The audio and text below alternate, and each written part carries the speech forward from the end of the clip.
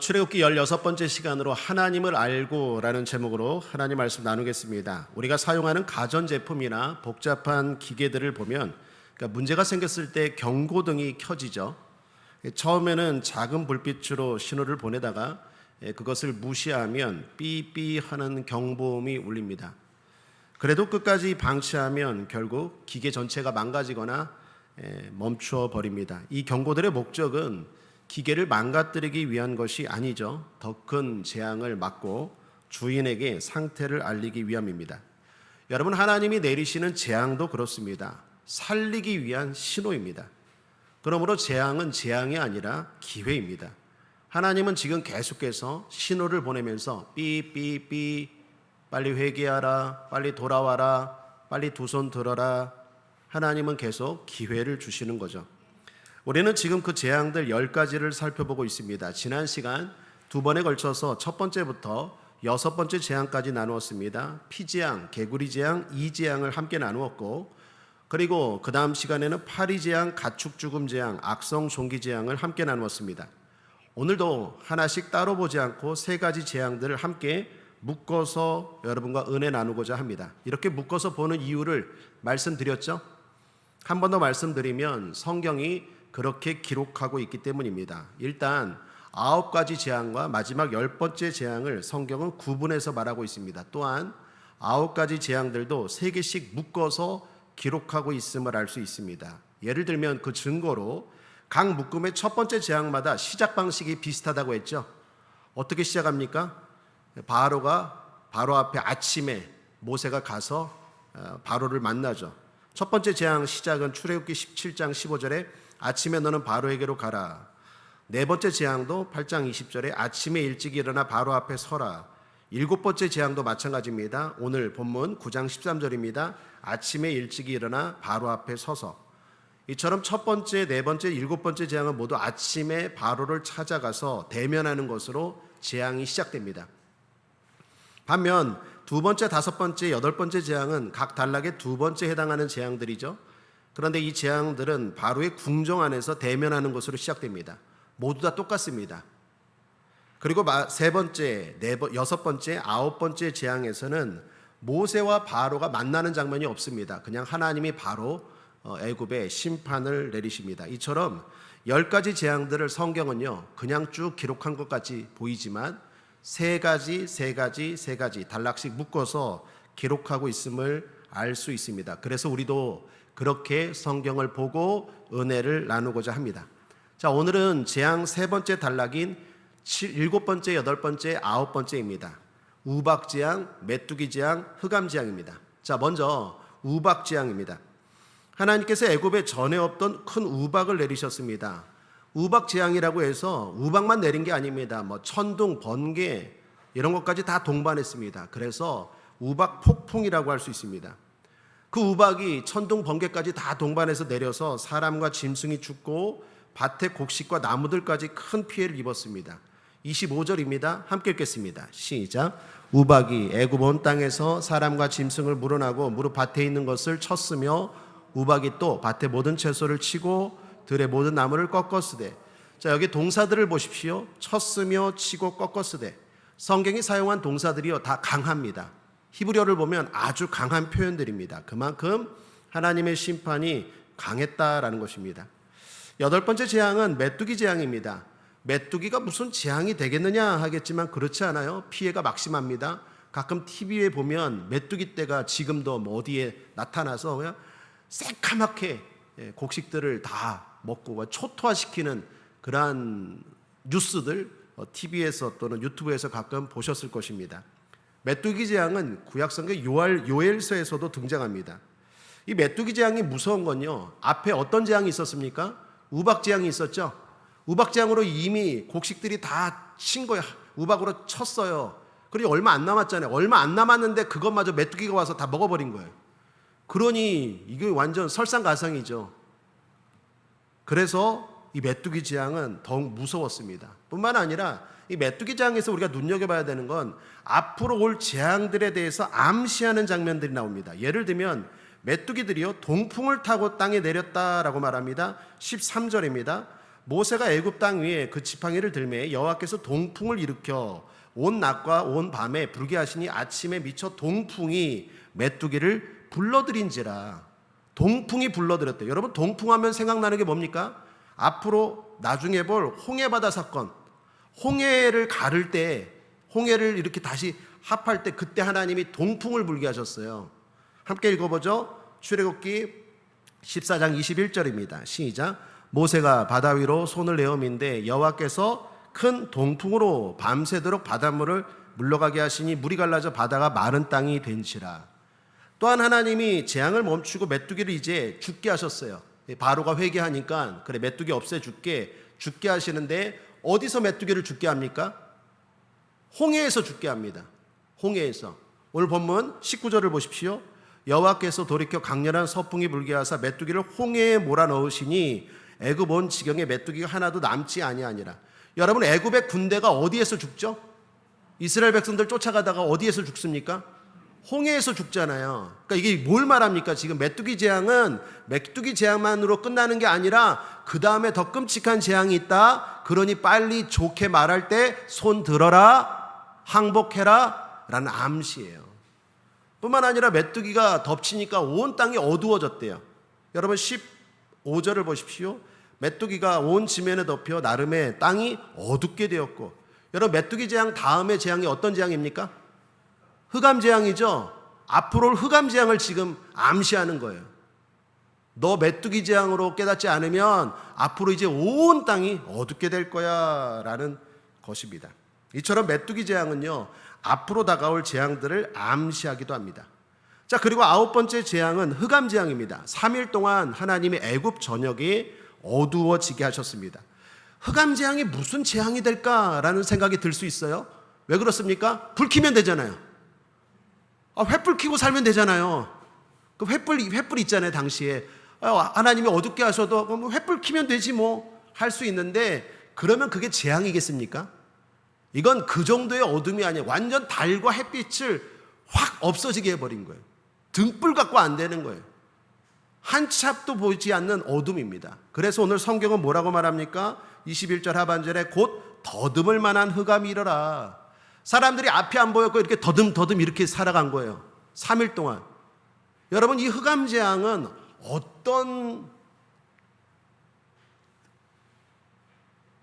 어떤 아픔을 가져올까요? 두려움이겠죠. 우리가 앞이 안 보인다고 생각해 보십시오. 얼마나 두렵겠습니까? 그러므로 흑암 재앙은 지금 보여주는 거예요. 너희들 미래가 어둡다. 너희들 미래가 밝지 못하다. 그러니 빨리 하나님 앞에 손들고 항복해라. 그렇지 않으면 너희들의 인생은 이렇게 어두울 것이다 라는 걸 흑암 재앙을 통해서 보여주는 것입니다. 자, 그런데 바로는 아직도 항복할 생각이 없어요. 흑암 재앙 앞에 모세에게 이렇게 큰 소리 칩니다. 너 모세야, 너 내가 다시 보는 날에는 너 꼭 죽이겠다.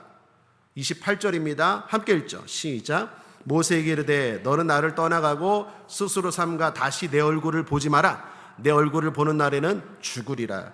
다시 보면 너 내가 죽이겠다라는 거죠. 바로의 분노가 한계에 이르렀습니다. 그러나 지금 바로는 화낼 때가 아닙니다. 분노할 때가 아닙니다. 회개할 때입니다.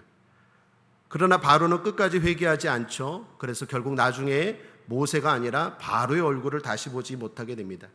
여기까지가 오늘 여러분과 다룰 세 가지 재앙입니다. 자, 이 재앙에서 오늘 우리가 기억해야 할 것이 있습니다. 하나님이 주시는 메시지, 교훈이 뭘까요?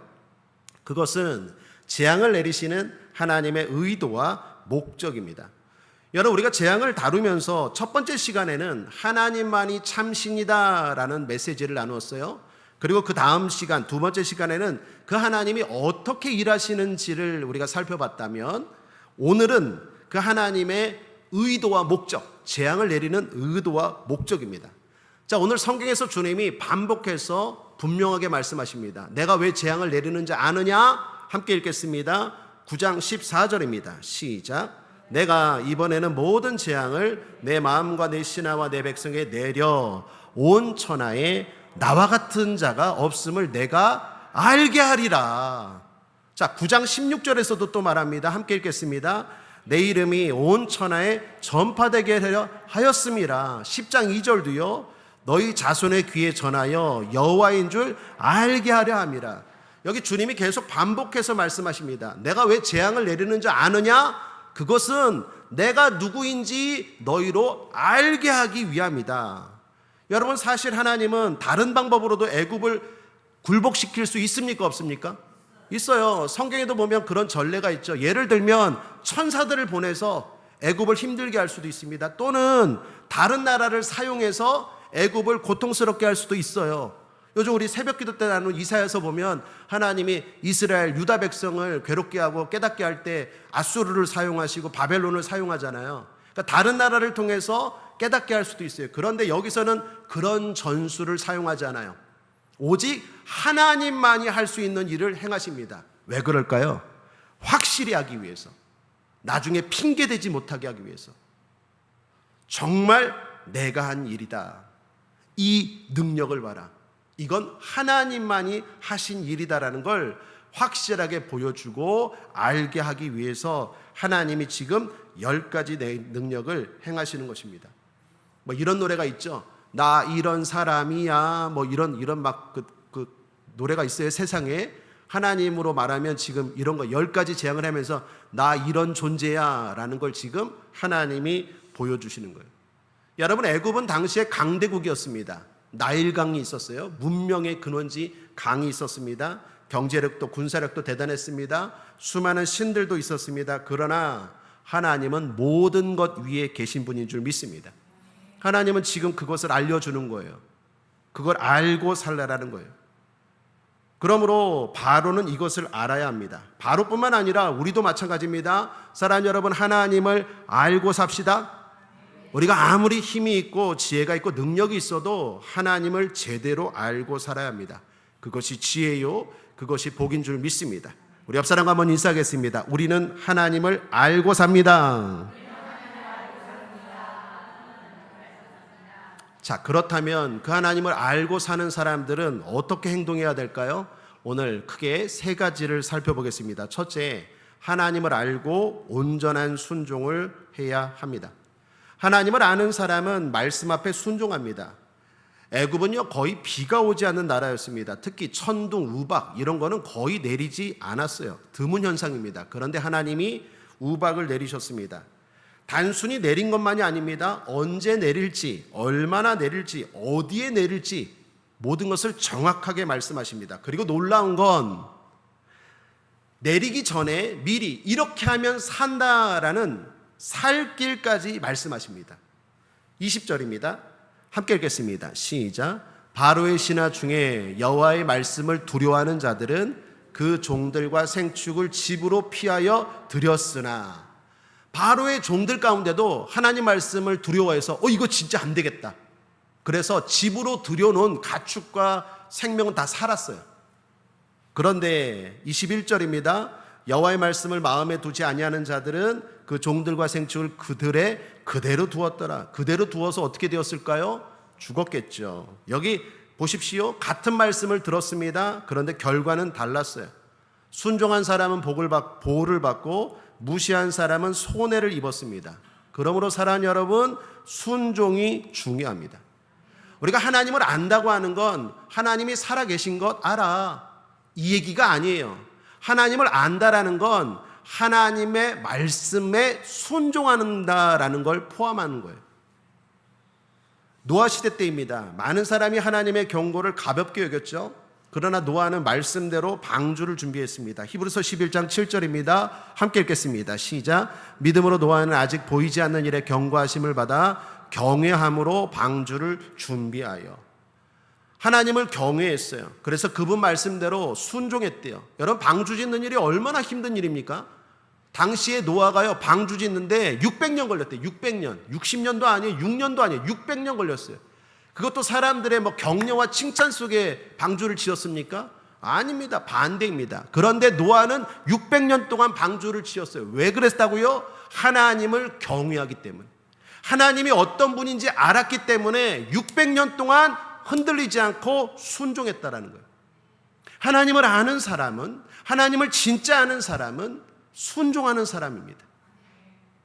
그러나 순종한 노아와 가족들은 살았지만 순종하지 않은 사람들은 심판받았죠. 예수님은 이 시대에도 그럴 것이라고 경고하십니다. 마태복음 24장 37절입니다. 함께 읽겠습니다. 시작. 노아의 때와 같이 인자의 임함도 그러하리라. 그러므로 사랑하는 여러분, 하나님을 알고 하나님을 알았다면 그분 말씀에 순종해야 합니다. 그런데 순종도요, 두 가지로 나눌 수 있습니다. 온전한 순종과 부분적인 순종입니다. 자, 오늘 성경 바로를 보면요, 놀라운 모습을 보입니다. 그것은 바로가 순종하는 장면이 나옵니다. 메뚜기 재앙을 당하고 나서 바로가 이런 말을 합니다. 10장 11절에 가라, 그런데 너희 장정만 가서 여호와를 섬기라. 이스라엘 백성들에게 말합니다. 그래, 가라. 내가 두 손 들었다. 너희들이 원하는 대로, 하나님 말씀하시는 대로 너희들 가서 하나님께 예배드리고 경배하라. 내가 허락할게. 그런데 조건을 붙였죠. 누구만 가라? 장정만 가라. 어른만 가라. 그러나 그건 하나님의 말씀과 달라요. 하나님은 어른만 가라고 하지 않고 다 가랐어요. 그래서 모세가 거절합니다. 안 됩니다. 어른만 가면 안 됩니다. 그건 하나님의 순종이 아닙니다. 온전한 순종이 아닙니다. 모세가 거절해요.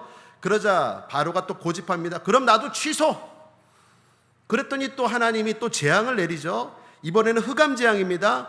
흑암 재앙을 견디지 못하고 바로가 또 제안을 해요. 그래, 아유 내가 또 이번에도 양보한다. 아직 어른도 가라. 어른만 가는 게 아니라 애들도 가라. 그런데 뭐는 두고 가라? 양과 소는 두고 가라. 자, 10장 24절 함께 읽겠습니다. 시작. 너희는 가서 여호와를 섬기되 너희 양과 소는 머물러 두고 가라. 그래, 아따 내가 좀 크게 한번 인심 쓴다. 어른도 가. 그 대신 양과 소는 두고 가라고 말합니다. 이처럼 바로는요, 계속해서 부분적인 순종을 하도록 요구합니다. 타협을 제시하는 거죠. 여러분, 이건 앞에서도 그렇습니다. 출애굽기 8장 25절입니다. 지난 시간에 나누었는데 함께 읽겠습니다. 시작. 너희는 이 땅에서 너희 하나님께 제사를 드리라. 그래, 가라. 재앙이 임하니까 또 바로가 괴로워서 내가 허락한다. 가라. 그런데 단 가지 말고 여기서 해. 여기서. 그거 온전한 순종입니까? 아닙니까? 아니죠. 하나님이 말한 순종이 아니에요. 자꾸 조건을 붙여요. 또 8장 28절에는 이렇게 말합니다. 함께 읽겠습니다. 시작. 너무 멀리는 가지 마라. 그래, 가라. 그런데 너무 멀리는 가지 마라. 여기 보시면 바로는요, 계속해서 조건을 달아요. 그래서 하나님의 백성들이 순종은 하되 온전하게 순종하지 못하도록 유혹합니다. 여러분, 이거는요, 사탄의 모습과 비슷하죠. 사탄의 가장 아주 중요한 전략 중에 하나입니다. 사탄은 우리에게 속삭입니다. 그래, 예배 드려라. 그러나 어른만 가서 예배 드려라. 애들은 공부해야지. 애들은 날씨가 추워. 날씨가 더워. 그러니까 어른만 가서 예배 드려. 사탄이 그럽니까? 안 그럽니까? 여러분에게는 안 그럽니까? 속삭여요. 우리가 강하게 나가면 또 이렇게 합니다. 아니야, 애들도 데리고 가야 돼. 그럼 사탄이 뭐라고 말합니까? 그래, 애들도 가라. 허락할게. 단 물질은 들이지 마라. 돈 들이지 마라. 헌금 이런 거 막 하지 마라. 사탄이 그럽니까? 안 그럽니까? 우리 국제하모니교회는 성도들은 안 그래요. 다른 교회 성도들은 그래요. 물질은 들이지 마라. 무슨 헌금이냐. 그냥 몸만 가는 것도 땡이지. 사탄이 계속 우리에게 온전한 예배, 온전한 순종을 하지 못하게 유혹해요. 근데 아니야. 하나님께 어떻게 예물 없는 예배가 어딨어? 예물도 드릴 거야.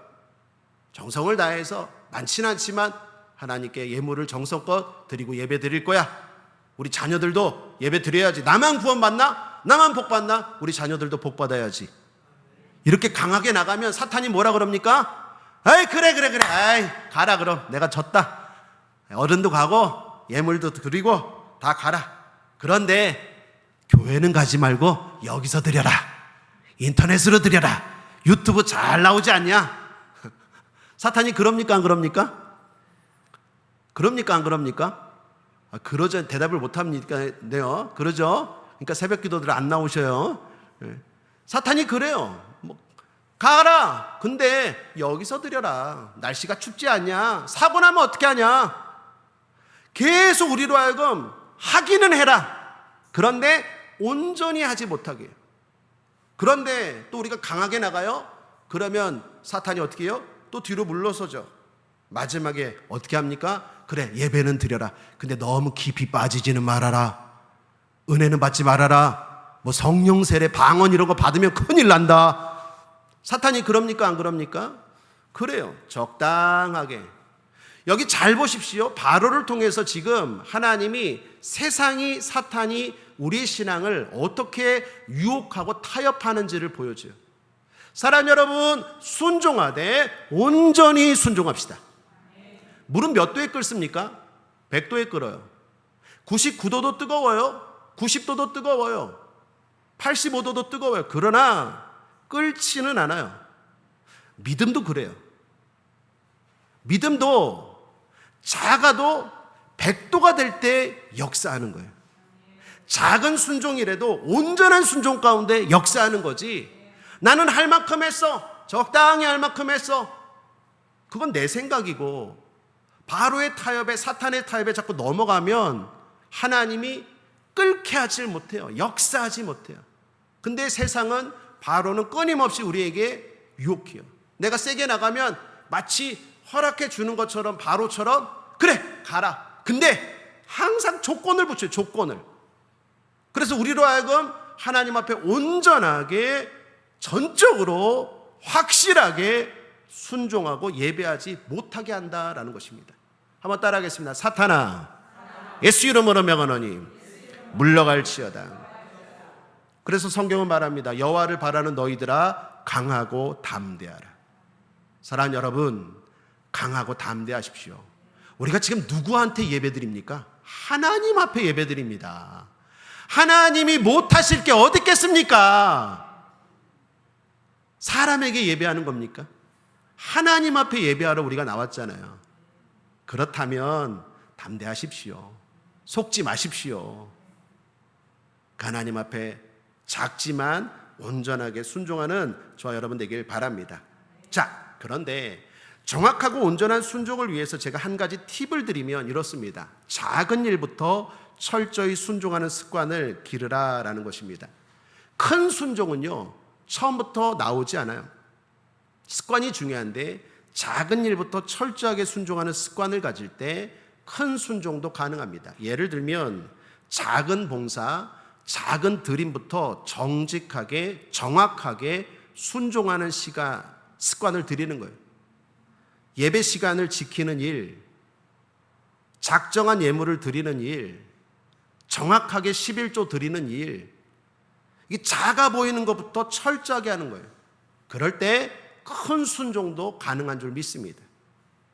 누가복음 16장 10절입니다. 지극히 작은 것에 충성된 자는 큰 것에도 충성되고. 작은 것부터 하나님 앞에 철저하게 하는 습관이 내 삶 가운데, 신앙 가운데 드려질 때 하나님 앞에 큰 것도 온전히 순종하여서 큰 복과 큰 기적도 누리게 될 줄 믿습니다. 둘째, 하나님을 알고 참된 회개를 해야 합니다. 오늘 성경에 놀랍게도 바로가 회개하는 장면이 나옵니다. 우박재앙이 내리자 바로가 이런 말을 합니다. 한번 들어보십시오. 9장 27절입니다. 이번은 내가 범죄하였노라. 여호와는 의로우시고 나와 나의 백성은 악하도다. 와, 이거 바로가 한 말이에요. 누가 한 말이라고요? 바로가. 이거 회개입니까? 아닙니까? 회개죠. 회개잖아요. 뭐라고 말해요? 함께 읽겠습니다. 시작. 이번은 내가 범죄하였노라. 여호와는 의로우시고 나와 나의 백성은 악하도다. 할렐루야. 드디어 바로가 변했어요. 착각입니다. 재앙이 그치자 바로가 또 어떻게 합니까? 9장 34절에 함께 읽겠습니다. 시작. 바로가 비와 우박과 우레소리가 그친 것을 보고 다시 범죄하여 마음을 완강하게 하니. 입술은 분명히 회개했어요. 그런데 마음은 변하지 않은 거예요. 이것이 바로의 문제입니다. 고통이 있을 때는 하나님을 찾고 문제가 지나가면 다시 원래 자리로 돌아가요. 계속 그래요. 재앙이 임하면 잠시 하나님을 두려워하지만 결국 또다시 평안해지면 다시 원래대로 돌아가요. 여러분, 이건 우리에게도 무서운 경고의 말씀입니다. 병들었을 때는 하나님께 간절히 기도합니다. 문제가 생기면 하나님을 열심히 찾아요. 그러나 문제가 해결되면 다시 하나님을 멀리하기 쉬워요. 이것은 하나님을 제대로 아는 사람의 모습이 아니죠. 하나님을 알면 참된 회개를 합니다. 그리고 참된 회개는 상황이 바뀌는 것을 넘어 방향이 바뀝니다. 여러분, 하나님이 우리가 회개하면 도와주십니까? 안 도와주십니까? 도와주십니다. 상황을 바꿔주세요. 가난한 상황을 부유한 상황으로 바꾸어 주세요. 우리가 회개하면 질병의 상황에서 건강의 상황으로 바꾸어 주세요. 하나님은 우리의 상황을 반드시 바꾸어 주십니다. 그런데 그 상황만 보면 안 돼요. 참된 회개를 하려면 방향이 바뀌어야 돼요. 상황이 바뀌는 걸 넘어 내 삶의 방향이 하나님을 향해야 될 줄 믿습니다. 이전에는 세상을 향해 살았다면 이제는 하나님을 향해 방향을 바꿔야 돼요. 이전에는 내 뜻이 우선이었다면 이제는 하나님의 뜻이 우선입니다. 이렇게 살 때 손해 볼까요? 그렇지 않습니다. 하나님이 역사하실 줄 믿습니다. 자, 이런 참된 회개를 위한 팁도 하나 드리죠. 그건 뭘까요? 여러분, 참된 회개를 하고 싶습니까? 그렇다면 답은 열매입니다. 성경 마태복음 3장 8절에 이런 말씀합니다. 함께 읽겠습니다. 시작. 회개에 합당한 열매를 맺고. 그렇습니다. 회개할 때 자꾸 열매를 맺으려고 하십시오. 하나님이 보시는 건 말이 아니에요. 여러분, 바로가 아까 한 말 들어보십시오. 얼마나 은혜롭습니까? 하나님은 선하시고 나와 나의 백성은 악하도다. 내가 죄를 지었도다. 얼마나 말 잘합니까? 얼마나 은혜로운 말입니까? 그런데 헛방이에요. 여러분, 말로 회개 다 했다고 생각하면 안 돼요. 자꾸 회개를 말로 그치면 안 돼요. 회개는 열매로 자꾸 확인하려고 해야 돼요. 열매를 맺으려고 해야 돼요. 여러분, 저와 여러분 잘못할 수 있습니다. 회개하면 됩니다. 그런데 그 회개를 말했다고 해서 다 끝났다고 생각하지 말고 자꾸 열매로 확인해야 돼요. 아, 내가 열매를 맺었어. 그러니 나는 참된 회개를 했어. 말이 아니라 열매로 확인하십시오. 그러면 열매는 뭡니까? 변화된 행동입니다. 그리고 성경에는 그러한 열매들이 많이 나오죠. 제가 여러분 유인물에는 다 못 썼는데 성경 구절이 너무 많아서 뭐 예를 들면 성령의 9가지 열매 있죠. 그죠? 성령이 임하면 어떤 열매가 임합니까? 사랑, 희락, 화평, 자비, 양선, 오래 참음, 온유, 충성, 절제, 이런 열매들이 생기는 거예요. 절제하지 못하는 사람이 절제하는 거예요. 옛날에는 절제하지 못했어요. 그런데 주님, 내가 회개했습니다. 그럼 어떻게 회개했는데 한번 보여줘봐. 말만 하지 말고, 아, 얘가 옛날에는요 절제하지 못하고 그냥 막 쏟아부었는데 이제는 절제하겠습니다. 그럼 주님이 참된 회개다. 열매를 자꾸 맺으려고 하는 거예요. 그러면 하나님 보실 때 참된 회개로 인정하시고 고통의 상황, 아픔의 상황을 바꾸어 주실 줄 믿습니다. 또 빌립보서 1장 11절에 보면 예수 그리스도로 말미암아 의의 열매가 가득하여 하나님께 영광과 찬송이 되기를 원하노라. 의의 열매, 의롭게 살고자 하는 거예요.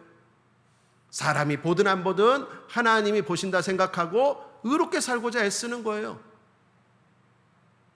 또 선한 열매가 있습니다. 골로새서 1장 10절에 주께 합당하게 행하여 범사에 기쁘시게 하고 모든 선한 일에 열매를 맺게 하시며, 선한 일에 앞장서는 거예요. 하나님이 다 보고 계신다. 하나님, 내가 선하게 살겠습니다. 착하게 살겠습니다.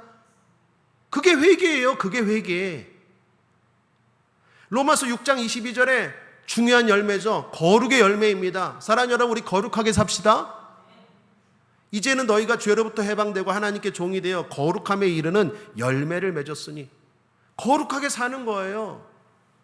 하지 말아야 될 것 자꾸 끊어버리고 하나님의 사람으로 구별되게 살아가는 행동을 보이려는 거예요. 행동. 말로 자꾸 회개했다고 생각하면 안 돼요. 그러면 도루묵이라니까요. 해결이 안 돼요. 상황이 안 바뀌어요. 작은 행동이라도 열매를 맺으려고 해야 돼요. 노력하는 모습을 보여야 돼요. 그게 팁입니다. 또 히브리서 12장 11절에 화평의 열매입니다. 무릇 징계가 당시에는 즐거워 보이지 않고 슬퍼 보이나 후에 그로 말미암아 연단받은 자들은 의와 평강의 열매를 맺느니라. 자꾸 화평케 하는 사람, 우리 국제하모니의 모든 성도들이 그런데 여러분이 있는 그 자리에서 하모니가 이루어지길 바랍니다. 자꾸 갈라 세우고 편가르고 다투고 싸우고 이간질하고 정죄하고 평가하고 비난하고 이런 게 아니라 하나님, 내가 이제는 화평하는 사람, 화평케 하는 사람이 되겠습니다. 하나님 보실 때 너 진짜 회개했구나. 알겠다. 이제 내가 네 기도를 듣고 상황을 바꿔주겠다. 이런 것들이 참된 회개인 줄 믿습니다. 여러분, 은혜로운 말은요 바로도 할 줄 안다니까요. 바로도. 고난당하니까 바로가 얼마나 회개를 잘합니까? 말로만 회개했다 생각하면 곤란해요. 우리가 행동을 보일 때, 열매를 보일 때 하나님은 그걸 보시고 응답하실 줄 믿습니다. 마태복음 7장 17, 18절에 이와 같이 좋은 나무마다 아름다운 열매를 맺고 못된 나무가 아름다운 열매를 맺을 수 없느니라. 예수님은 열매로 우리를 판단하신다라는 것입니다. 자, 마지막 세 번째 한번 따라하겠습니다. 하나님을 알고 우리 자녀들에게도 전해주어야 합니다. 오늘 성경 10장 2절입니다. 함께 읽겠습니다. 시작. 너로 내가 애굽에서 행한 일들 곧 내가 그 가운데서 행한 표징을 내 아들과 내 자손의 귀에 전하게 하려 함이라. 너희가 나를 여호와인 줄 알리라. 하나님이 말씀하십니다. 이 사건을 너만 경험하지 말고 네 자녀들에게도 전하라 라고 말합니다. 그래서 유대인들은요 지금도 6월절마다 출애굽 이야기를 자녀들에게 전해줍니다. 얘들아, 우리 하나님이 옛날에 홍해바다에서 건너게 하시고 애굽에서 고통당할 때 10가지 능력을 행하셔서 우리를 구원하셨다. 그것을 항상 전통으로 자녀들에게 지금도 전하고 있다라는 것입니다. 사랑하는 여러분, 신앙은 자동으로 이어지지 않습니다. 유전되지 않습니다. 전해야 합니다. 시편 78편 4절에 그가 행하신 기이한 사적을 후대에 전하리로다. 내가 예수를 잘 믿는다고 내 자녀도 자동적으로 예수를 잘 믿는 거 아니에요. 내가 전해야 됩니다. 내가 경험한 하나님의 은혜, 내가 경험한 살아계신 하나님의 능력, 내가 경험한 응답, 내가 경험한 하나님의 그 놀라운 능력, 은혜로운 사건들을 우리 자녀들에게 전해야 될 줄 믿습니다. 우리가 자녀들에게 물려줄 유산이 무엇이겠습니까? 믿음 아니겠습니까? 뭐 땅, 돈, 집, 그런 거 믿음이 없으면 오히려 복이 아니라 화가 될 수 있지 않겠습니까? 하나님보다 더 귀한 분이, 하나님보다 더 좋은 유산이 어디 있겠습니까? 자녀들에게 믿음을 유산으로 넘겨주는 걸 소원으로 아시고 기쁨으로 아는 저와 여러분 되길 바랍니다. 요한3서 1장 4절 함께 읽겠습니다. 시작. 내가 내 자녀들이 진리 안에서 행한다함을 듣는 것보다 더 기쁜 일이 없도다. 저 여러분의 마음인 줄 믿습니다. 내 자녀들이 하나님 말씀 안에서 살아간다, 예배 잘 드리고 믿음으로 산다, 이것보다 기쁜 일이 없도다. 자, 그런데 여러분의 자녀들 말 잘 듣습니까? 아멘이십니까? 아멘. 우리 국제하모니 성도들은 아멘입니다. 잘 안 듣죠? 잘 안 들어요. 특히 시대적인 영향도 있어요. 요즘 시대는 어떻습니까? 인본주의가 너무 강하죠. 사람이 우선이다. 하나님보다 사람이 더 중요하고, 또 과학, 기술, 합리, 그런 신앙 이야기하면 어떻게 반응합니까? 아버지, 어머니, 고리타분한 얘기 좀 하지 마세요. 요즘 그런 걸 어떻게 믿어요? 시대가 지금 어떤 시대인데 아버지 그런 얘기 하시고, 어머니 그런 얘기 절대로 하지 마세요. 그런 얘기 하면 안 와요 라고 우리 국제하모니교 성도들의 자녀들은 안 하는데 다른 집의 자녀들은 하죠. 자녀들이 잘 받아들이질 않아요. 맞습니다. 우리의 마음은 굴뚝 같죠. 진짜 우리 자녀들이 다른 것보다도 어떤 좋은 회사, 좋은 돈 많이 버는 것보다, 여러분 인생을 60년, 70년, 80년 이렇게 살다 보니까 어떻습니까? 제 최고는 뭐니뭐니 해도 뭐니입니까? 믿음이죠? 그죠, 우리 권사님? 그러죠, 우리 안수 집사님. 우리 집사님, 그렇죠. 그렇죠, 우리 성도님. 김미란 권사님, 김미란 성도님. 두 분 다 이름이 똑같아요. 저도 그래요. 저도 제 아들이 여기서 막 준비 찬양하면 너무 기뻐요. 다른 거보다 뭐 공부 좀 못해도 괜찮고 조금 너무 기뻐요. 진짜로. 제 딸이 지금 미국 선교 갔는데 남들은 다 유학 가고 공부한다고 하는데 선교 갔어요. 너무 기뻐요. 진짜로 빈말이 아닙니다. 너무 기뻐요. 여러분, 저도 그렇고 여러분도 그렇잖아요. 자, 아까 제가 첫 번째, 두 번째도 팁을 드렸죠. 세 번째도 팁을 드릴게요. 제가 생각하는 팁이 아니라 성경이 말하는 팁이에요. 어떻게 이런 인본주의가 가득한 세상, 신앙 이야기하면 고리타분하다고 안 듣고자 하는 자녀들에게 성경은 어떻게 하라고 가르칩니까? 답이 뭘까요? 따라하겠습니다. 부지런히. 함께 읽겠습니다. 신명기 6장 6절 7절입니다. 시작. 오늘날 내가 내게 명하는 이 말씀을 너는 마음에 새기고 내 자녀에게 부지런히 가르치며 집에 앉았을 때에든지 길에 행할 때에든지 누웠을 때에든지 일어날 때에든지 이 말씀을 강론할 것이며. 자, 이게 답이에요. 이게 성경이 우리에게 가르쳐주는 지혜 방법입니다. 뭐라고요? 부지런히. 누울 때든지 일어날 때든지 부지런히 말씀을 전하라는 거예요. 예수 믿어야 돼. 아들아, 딸아, 손주야, 하나님 경외해야 돼. 예배 드려야 돼. 계속해서 한 번 말해서 안 되면 두 번 말하고, 두 번 말해서 안 되면 10번 말하는 게 무엇보다 중요한 건 말뿐만이 아닙니다. 삶입니다. 자녀들은 우리의 뒷모습을 보고 배운다고 하잖아요. 엄마가 예배 드려라, 교회 가자 해놓고 엄마는 정작 예배 드리지 않고 교회를 가지 않고 교회 맨날 흉이나 보고, 그러면 자녀들이 배우겠습니까? 아니죠. 부모의 뒷모습을 보고 배운다라는데, 부모가 예배를 소중히 하는 모습, 힘든 일이 있고 어려운 일이 있을 때 하나님 앞에 기도하고 해결하려고 하는 모습, 그런 모습들을 자녀들에게 말뿐만 아니라 모습, 행동을 부지런히 계속 보여주라는 거예요. 계속 가르치라는 거예요. 사랑하는 여러분, 낙심하지 않게 되길 바랍니다. 그러면 하나님이 어느 순간에 탁 걸려요. 연예인들 간증 들어보면 부모님들에게 그런 신앙을 물려받았던 연예인들이나 또 목회하다 보면 이런 성도들 간증 들어보면 다 일관돼요. 안 듣는 것 같아도 결정적인 순간에 아버지, 어머니가 보여줬던 모습들, 했던 말들이 탁 생각이 나고 탁 행동을 해요. 그래, 그때 우리 아버지는 이 어려움을, 그때 우리 어머니는 이 아픔을 이렇게 해결했지. 나도 한번 하나님께 가볼까? 나도 한번 예수 한번 믿어볼까? 그러한 기회와 그러한 상황이 오게 될 줄 믿습니다.